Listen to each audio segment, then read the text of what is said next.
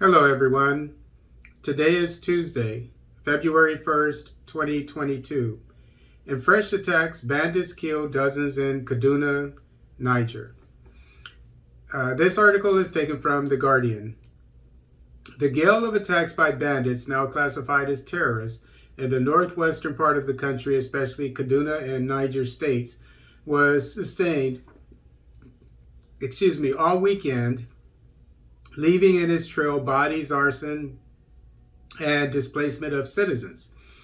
In southern Kaduna, the epicenter of persistent attacks by suspected Fulani militia, at least 10 persons were killed while many houses were also set ablaze. Atak Mawai community in Zaman Dabo village in Zangon Kataf Council came under heavy gunfire by the attackers in the early hours of yesterday. Most of those killed were burned in their houses as the people were fast asleep at the time the gunmen struck, an eyewitness said. Chairman Zangon Kataf Local Council, Francis Angwa Sani, confirmed the attack. For now, I cannot confirm the number of those killed. I am still waiting for the official report. When I receive the report, I will certainly get back to you, he said. The state government, however, confirmed 11 persons dead, with many others injured. The Commissioner for Internal Security and Home Affairs, Samuel Aruwan, said yesterday that security forces have reported to the Kaduna state government that Kurman Masara, general area of Zangon Kataf, was attacked. Troops of the Nigerian Air Force Special Forces, who responded to distress calls from the area, also fell into an ambush as they mobilized to the scene of the attack. He explained that the troops cleared the ambush and reached the general area along with officers of Operation Safe Haven, OPSH. The victims that were killed were listed as Elizabeth Ayuba, Veronica Auta, Bega Daniel, Kephas Waje, Promise Jacob, Damaris Estefanis, Hawa Joshua, Dogara Gambo, Lydia Ishaya, Michael Achi, and Gabriel Michael. I'm assuming that these were Christians. They don't seem to be have been Muslims, whereas the Fulanis, if I'm not mistaken, and I'm quite sure, are Muslims, the ones that carried out this attack. Aruwan said over 30 houses were burnt in the attack. The injured were evacuated for treatment. Search and rescue operations in pursuit of the attackers are in progress on different fronts.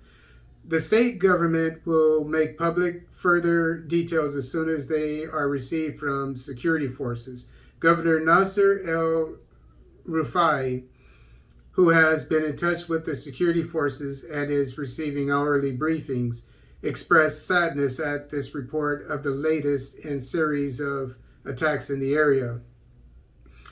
Also, in Niger State, dozens of people have been killed, with many houses burnt in fresh attacks at Galadima Kogo and Galkogo communities of Shiroro Local Council. Armed men were said to have launched the attacks after overpowering security operatives.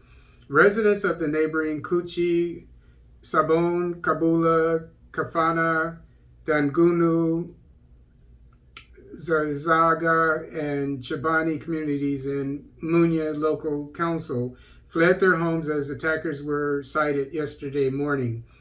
This is coming a day after over 18 persons were killed, 40 injured, and many others abducted when terrorists invaded the same Galadima Kogo community on Saturday. The attack started around 5 p.m. on Saturday and lasted for hours. And this unfortunate situation in the second one, where another attack happened within days of the first one, it goes directly against what I've been recommending to the governments of Africa that are facing insurgencies. Once you secure an area, once you defeat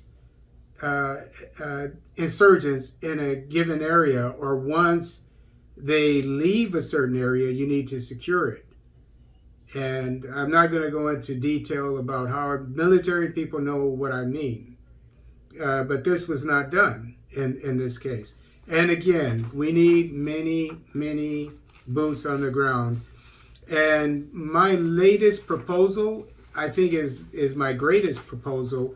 And briefly, I think that all, at least let's say the African nations, let's keep it very specific. All the African nations that have insurgencies, and there are many, I believe that all of them should have compulsory military service. And I won't get into the details, but when I was serving in the U.S. military as a military police in South Korea, they have compulsory military service because you have North Korea and South Korea, etc. And but from what I understand, they have to serve by the time that they're 30 years old. But I won't, as I said, I won't get into the weeds of this. But I think that, I know that with all the young people, all the young men, some people will say women, but let me say, with all the young men unemployed in sub-Saharan Africa, you have a lot of people that could be securing these places, doing patrols, etc.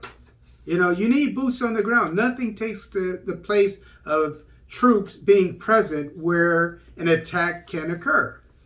Arm them, train them, and I guarantee you, you will not have the insurgencies that you have now. And by the way, with the South Korean military, they don't pay them. And I'm not going to say how long they should serve. That's up to the countries to decide. But they're not paid. They feed them well, let them serve, make them serve their country to get rid of these insurgencies, to help the active duty soldiers. You can pair them up with active duty soldiers to go on patrols, but someone who's experienced with someone who's new. And then the minor missions like perimeter security. Perimeter security basically is you have an area and then that needs to be secured. And you put people all around it to make sure we call it 360 security sometimes. If that's what it is, and it generally is, so that nobody can get into that area, and they're armed. So if they're trained and if they know how to shoot, this is a good mission for draftees. So that's all I'm going to say about my recommendation for compulsory military service. But we need more boots on the ground to solve this insurgency problem.